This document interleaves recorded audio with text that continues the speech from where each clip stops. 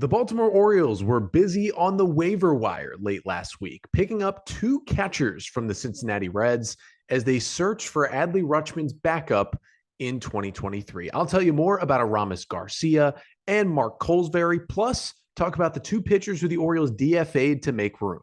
That's all coming up on this episode of the Locked On Orioles podcast. You are Locked On Orioles, your daily Baltimore Orioles podcast. Part of the Locked On Podcast Network, your team every day.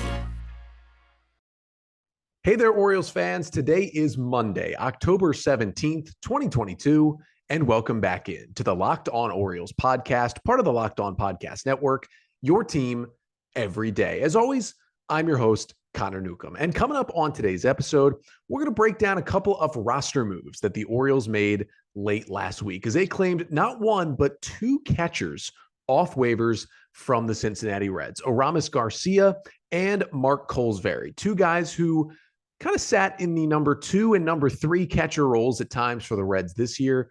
The O's just kind of stockpiling catchers, looking for Adley's backup next year. We'll talk about these guys' careers so far and how they could fit into that role. And plus, we'll talk about the two players DFA'd by the Orioles to make room, the right-handed pitchers, Beau Sulser and Louis Head.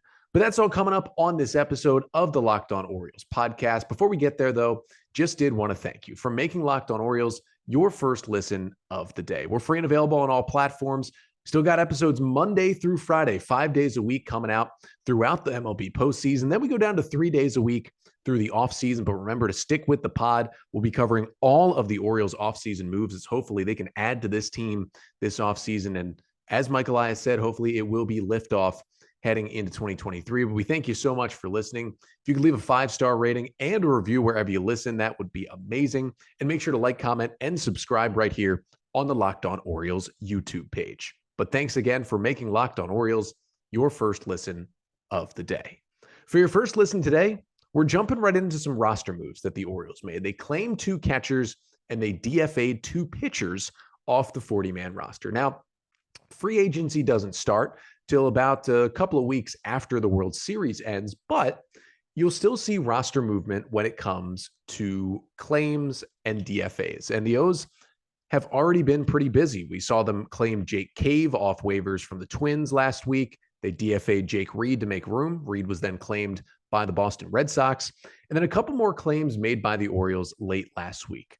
Claimed two catchers, both of whom came off waivers from the Cincinnati Reds. They are Aramis Garcia and Mark Kolozsvary to make room. Right-handed pitchers Beau Sulser and Louis Head, who both finished the year in AAA, were DFA'd off the Orioles 40-man. So we're going to start here with Aramis Garcia. He's had more big league time of the two catchers and probably would be the better chance of the two to end up being Adley's backup heading into next year. So let's start with who is Aramis Garcia? Well, he's a little bit older, 29 years old, and will actually be 30 in January. So next year will be his age 30 season. But he was once a fairly highly touted prospect and a pretty high draft pick, a second-round draft selection by the San Francisco Giants out of FIU all the way back in 2014. But he didn't exactly amount to what the Giants wanted. He did get to the big leagues with the Giants in 2018 and 2019.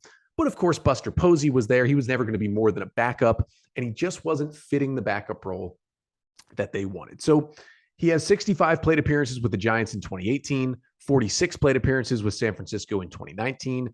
And then between 19 and 21, he was either waived or traded 3 different times. They ended up on a couple of different teams, but did land with the Oakland Athletics in 2021, where he had his most big league time up to that point. He had 94 plate appearances with the A's last season. Remember, that was an A's team that really kind of fizzled out the last week of the season, but they were in the wild card race all year, and they were at least, having him serve as their backup catcher for a little chunk of the season. Well, then he made his way off of Oakland and on to Cincinnati, and that's when he had his most playing time of his big league career. Now, it still wasn't a lot, but Aramis Garcia in 2022 with the Cincinnati Reds played in 47 games. However, in a backup catcher role, it was only 115 plate appearances for Garcia. But in that stretch, he hit .213 this year with a .248 on base percentage and a .259 slugging percentage. not great offensive numbers. He had just one home run. He was worth negative -0.1 WAR according to Fangraphs, and he had just a 36 WRC plus in those 115 plate appearances, which means he was 74% worse. Excuse me, terrible math. 64% worse than the league average hitter. So the bat wasn't exactly there. Now, his offensive stats in the smaller plate appearances in his other 3 big league seasons were better. He was much more productive, especially when he first came up with the Giants in 2018 and had some good offensive numbers in the minors at times as well. But in the big leagues this year, I mean, it's not like he was unlucky. He had a batting average of .213. He had an expected batting average of .212, according to his StatCast numbers, how hard he hit the ball. Now, the one thing he does do well at the plate is hit left-handers. And it wasn't a big sample size. He only got 27 plate appearances against lefties this year. But he hit .385 against lefties this season versus just .159 against righties. So there's something he can do well at the plate.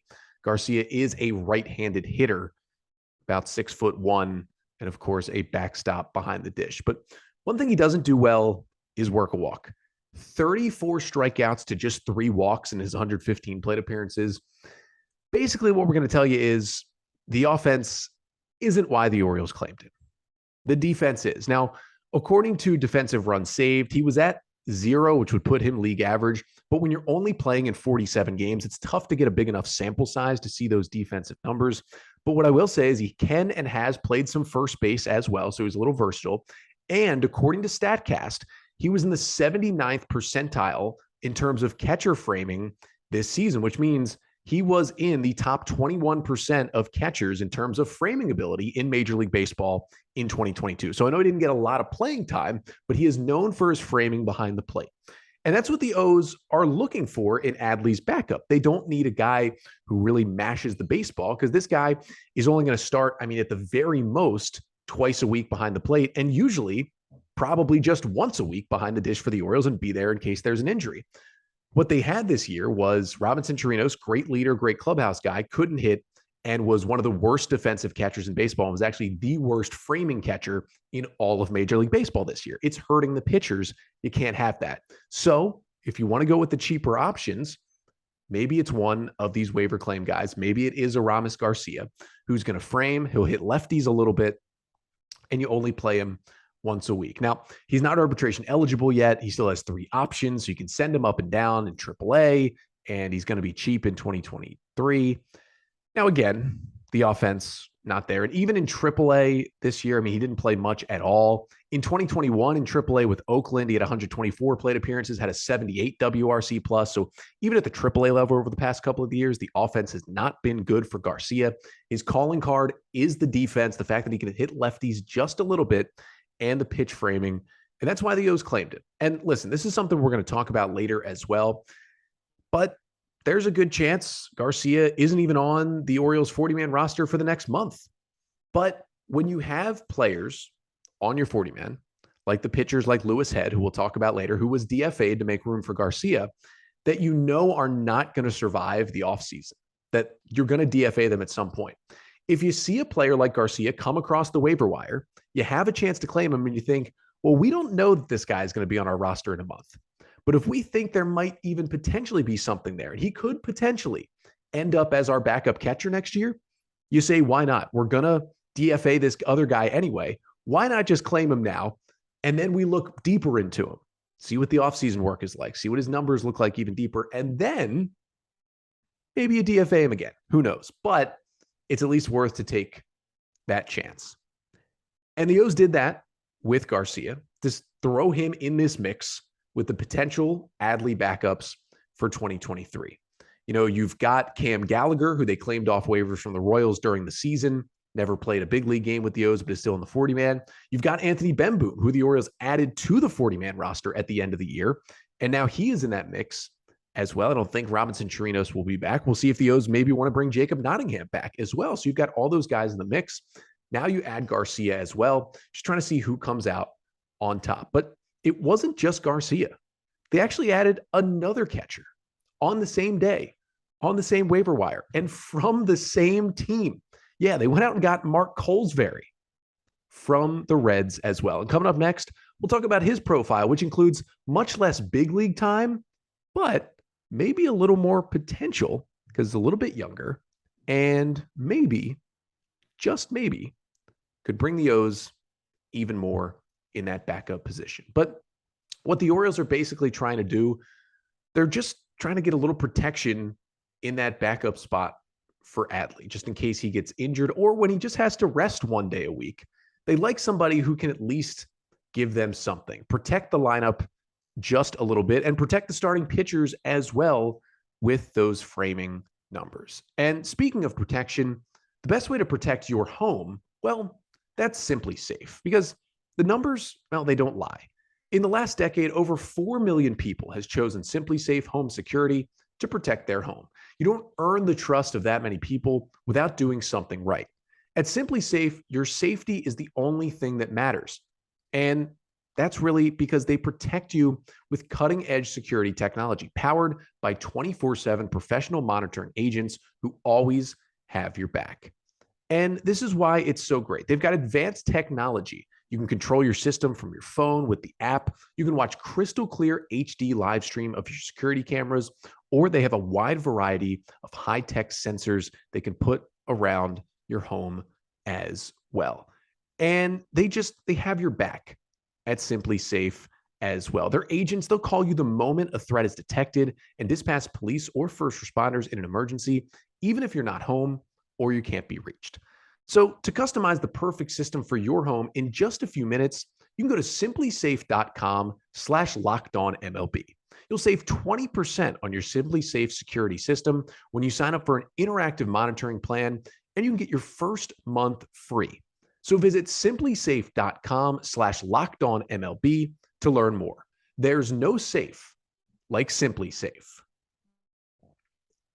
So we talked about Aramis Garcia, the catcher who the Orioles claimed off waivers from the Cincinnati Reds, but he wasn't the only catcher last week that the Orioles claimed off waivers from the Reds. They're just taking all the Reds catchers, as on the same day, they put in and were given a waiver claim on the catcher, Mark Kolozsvary. Now, Colsbury and Garcia kind of rotated at times last year, being the Reds' backup catcher. It helped that Tyler Stevenson, their kind of young stud catcher in Cincinnati, was hurt for a lot of the year. So there were more chances for these couple of guys, but it was less chances for Colesbury. So we do know a little bit less about him. But in terms of Colsbury, a 27-year-old catcher who was a 7th-round draft selection of the Reds back in 2017 out of the University of Florida. And he made his major league debut this season with Cincinnati. Now he's a right-handed batter, a little bit shorter, just 5'8" behind the dish, but once again, known for his defense.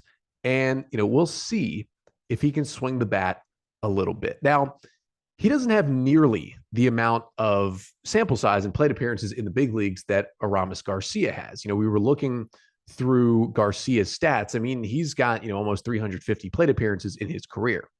Colesbury has 21 big league plate appearances. They all came this year. He got a little bit of time in April and then a little bit more time in July and August. But he played 10 games with the Reds this year, 21 plate appearances. He went 4 for 20 with 2 doubles, a home run, 3 RBIs, 9 strikeouts, and 1 walk at the plate for the right-handed batter. Not really sure how much we're going to take away from 21 big league plate appearances for a very terrible Cincinnati Reds team. But if you do look at his AAA stats with the Reds this year, the offense certainly not there. 42 games, 142 plate appearances in AAA for Colesbury.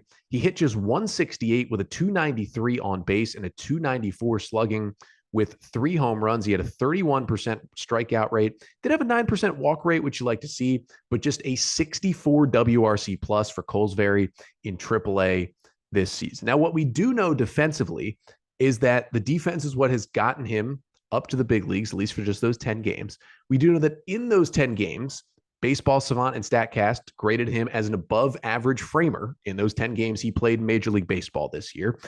And what else we kind of know is that if you're going to hit 168 and a team's going to give you a big league chance, you got to be good defensively. And that seems what Colesbury is as well. So that's kind of where he fits in the same way as Garcia. He has gotten less of an opportunity in the big leagues, and Garcia has looked a little better in big league time, but maybe all Colesbury needs is that shot as well. And just like Aramis Garcia, Colsbury gets just thrown into this group of potential backups for Adley Rutschman. And it's interesting to look at because, again, as I mentioned before, Anthony Bemboom is now on the 40-man roster. Remember, he started the year with the Orioles as the backup catcher to Robinson Chirinos. Then when Adley was promoted in May, Bemboom went down to AAA, and he spent the entire rest of the season with the Norfolk Tides. But his defense behind the plate continued to be elite, whether it was throwing, blocking, or pitch framing. And while the bat had its moments, but certainly wasn't there for the left-handed hitter, the O's kept him around and put him on the 40-man this offseason for a reason. It's because they love his defense that much that they think he could be Adley's backup next year. They claimed Cam Gallagher from the Royals for his defense. And now with Garcia and Colesbury, you have this group of 4 guys all on your 40-man roster. Technically, the O's have 6 catchers on the 40-man right now because Robinson Chirinos stays on the 40-man until the MLB season officially ends and his 1-year deal expires and he becomes a free agent. So even when that happens, the O's, unless they DFA another one of these guys quickly, they're going to have Adley and 4 other catchers on the 40-man. So it's going to be a race to see who's going to find this role because a lot of teams carry 3 catchers on the 40-man roster. The Orioles didn't this year, but a lot of teams do. They have their 2 guys in the majors, and they have kind of their main number 3 catcher who's in AAA, but on the 40-man. Some teams that have good catching prospects, they even carry 4, but you're never going to carry 5. And the Orioles, with Adley being so good, are probably going to carry a maximum of 3 catchers. And when you look at the other 4 that they have right now in Gallagher, Bemboom, and Garcia, and Colesbury, these are not top prospects ready to come up. These are at best backup catchers who are all kind of fighting for one spot. So there's a pretty good chance by the end of the offseason that only one or maybe none of these guys is still on the 40-man roster. And I know that the other question is, well, why don't the Orioles just go into free agency and sign a backup catcher, similar to what they did last year when they brought in Robinson Chirinos to eventually back up Adley? And I still think they could do that. I don't think it's out of the question that they could go after that. There are a lot of interesting names on the catcher market. The big name is obviously Wilson Contreras. He's going to want big money to be a starting catcher, even if the O's tried to work something out where he could be a DH when he's not catching, which would be nice for their lineup. I don't see him coming to Baltimore with Adley here. Then you've got a guy like Gary Sanchez, known for the bat, not really the defense. The guys who would fit the Orioles mold more so, Roberto Perez, a veteran with good defense, Martin Maldonado, a veteran with good defense, Omar Narvaez, a veteran with good framing ability. Maybe a Christian Vasquez is going to be on the market who hits the ball well. You have Austin Hedges. He's an elite defensive catcher who doesn't really hit at all. Kurt Casale could be on that list. Sandy Leon, who, good defensively and really can't hit anymore here in his career. So you've got all those guys on the free agent market who are probably just looking for 1-year deals, $3, $4, $5, $6, maybe, $7 million at the most to get in that backup catcher. So the O's have their options there. But if you're asking, why do they keep claiming these guys who, are barely playing in the big leagues this year, are at best like the number 3 catcher for the team they came from? For Colesbury, you could argue he was the Reds' like number 4 catcher this year, and Garcia was number 3. But the reason why they keep claiming these guys, because they have the space on the 40-man roster. It's not like they're DFAing top prospects or key players to get these guys on the 40-man. They're taking up spots that would have been empty anyway, and they're just taking a longer look. And if they DFA both of these catchers in a week, I wouldn't be surprised. But if Aramis Garcia is the opening day backup for Adley because he really impresses over the winter and in spring training, I wouldn't be super surprised at that either. So that's kind of the reason why the Orioles are claiming catchers that, when you look through the numbers as we did, they don't really make sense. And even with 4 other catchers on the 40-man, I don't think that stops the Orioles at all from maybe paying one of these backup catchers for a 1-year deal in free agency just to lock down that spot for once or twice a week when Adley needs a rest. But I mentioned, these spots were going to be open anyway. And that's where we get to what the Orioles did on the other side. The 2 players they DFA'd to make room on the 40-man for the 2 catchers. And it was 2 pitchers that they sent packing, the right-handers, Beau Sulser and Lewis Head. And coming up next, we'll talk about those 2 guys' seasons with the Orioles and why they weren't going to survive this offseason anyway here in Baltimore. So the Orioles claiming 2 catchers off waivers from the Reds last week, Aramis Garcia and Mark Kolozsvary. And because they had a full 40-man roster, they had to DFA 2 players off the 40-man as well. And those 2 players were Beau Sulser and Lewis Head, a couple of right-handed pitchers who each threw a few times out of the Orioles bullpen this year and were each claimed by the O's off waivers during the season. So we'll start with Beau Sulser, who, of course, is the brother of former Orioles closer Cole Sulser and was claimed off waivers from the Pirates back in May. Now, he ended up appearing in only 6 games with the Orioles at the big league level this year, but he did pitch 12 2/3 innings, and he honestly wasn't bad. He had a 3.55 ERA, 9 strikeouts to just 3 walks in those 12 2/3 innings. Beau Sulser, very similar stuff to Cole Sulser, high fastball, and then kind of the wipeout changeup that goes down and away to left-handers. Now, his stats in AAA were a little worse, but he was still a somewhat important part, at least of the Norfolk Tides. Pitched 44 innings for the Tides, had a 4.70 ERA, about 9.5 strikeouts and 2.5 walks per 9 were solid numbers for Sulser. But you could tell when the Orioles brought him up, he was never really more than a mop-up man for the O's when he was in the big leagues, and he did make those 6 appearances out of the Orioles bullpen. So again, he was never a guy who was going to survive this offseason on the Orioles 40-man roster. We'll see if anyone claims him. It doesn't look like they have. He may clear through waivers and potentially could stay in AAA with the Orioles. I think there's still something there potentially for Sulser, and they get a little more wiggle room if he stays with the O's, but is off the 40-man roster. And then the other guy they DFA'd was the right-hander Louis Head. Now, Head came over from the Miami Marlins on waivers earlier this season after he had a tremendous 2021 with the Tampa Bay Rays. He was traded to Miami, and he was awful with the Marlins. They DFA'd him. The Orioles claimed him. And he had 5 appearances out of the Oriole bullpen, 5 innings, 6 hits, 1 run, 3 Ks, and 4 walks. He let a lot of inherited runners score in those situations. It wasn't pretty. And it was not pretty in AAA for Head either. In 14 appearances with the Norfolk Tides this season, 15 1/3 innings, a 7.04 ERA. And while the 19 strikeouts were nice, he walked 17 batters in 15 innings in AAA. Not a recipe for success. That's why he spent most of the latter part of the season in AAA with the Orioles. And again, when you looked at the 40-man roster heading into the offseason, I actually thought Louis Head was like the clear-cut number 1 choice to be DFA'd first. It actually ended up being Jake Reed, but Head was a close second here with these moves. I was honestly surprised he finished the season on the Orioles 40-man just because it looked like it was kind of lightning in a bottle, his one good season he had with the Rays last year. And again, he just wasn't going to survive the offseason. And that's really the big thing here as we wrap up, is that there are other moves like this that are going to be made maybe over the next few weeks as the MLB playoffs continue. And as you know, you can't sign anyone in free agency. Teams aren't going to make trades, but there's still going to be players who are DFA. There's going to be players on waivers.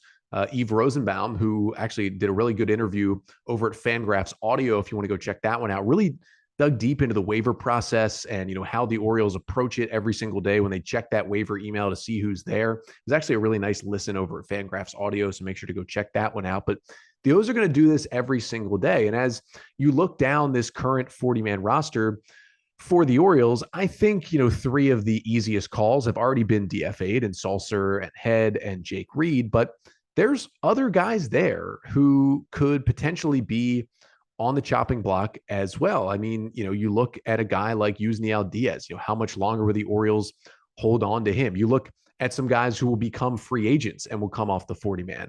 Of course, Jesus Aguilar and Robinson Chirinos are going to open up 2 spots almost immediately for the Orioles. And if they don't pick up Jordan Lyles' option, which they have some more time to figure out, that'll be another spot that opens up for the O's. So the easy decisions have been made. 3 more spots potentially could open. Maybe Tyler Nevin is a guy, you know, Rougned Odor will come off the 40-man when he becomes a free agent. So there'll be more openings for these waiver claims. There'll be more openings for free agents as well. But the O's right now, basically, they're taking chances on guys. They're, you know, just picking a guy up because they have space. Because why not? Hey, let's grab him, see what he really is, not let another team get him. And for some of these guys, this is what I talked about with Jake Cave earlier this week as well. For some of these guys, even, the Orioles might be planning, you know, say with Colsbury, they see Mark Colsbury and they say, you know what? Mark Colsbury probably will pass through waivers if we don't claim him. But if he did pass through waivers, the Reds could keep him and keep him in AAA. But maybe the Orioles said, you know what? Maybe we don't think Colesbury is immediately the top choice for Adley's backup, but we see a little something in Mark Colsbury, whether it be the defense or maybe something they can change in the swing. So what the Orioles say is, all right, let's claim him because we have the space. We're going to DFA Louis Head anyway. So let's claim him. And then when we make another move and add another player to our 40-man roster, we DFA Mark Colsbury. And if the Orioles think, hey, you know what? No one else is going to claim him anyway. He passes through waivers. Then the Orioles have him in AAA, but he's no longer taking up a 40-man roster spot. Then the O's have a little more flexibility with him, and they can get him in the system if they think there is some sort of upside left in him. And that's what a lot of these waiver claims over the past couple of weeks are really going to look like for the O's before, of course, the actual offseason begins, and we hopefully get that liftoff that Mike Elias was talking about. But just wanted to break down these couple of catchers that the Orioles picked up and tell you why, if you're wondering, well, these guys look terrible. Why are they here? That's the reasons why the O's made claims on Garcia and on Colsbury.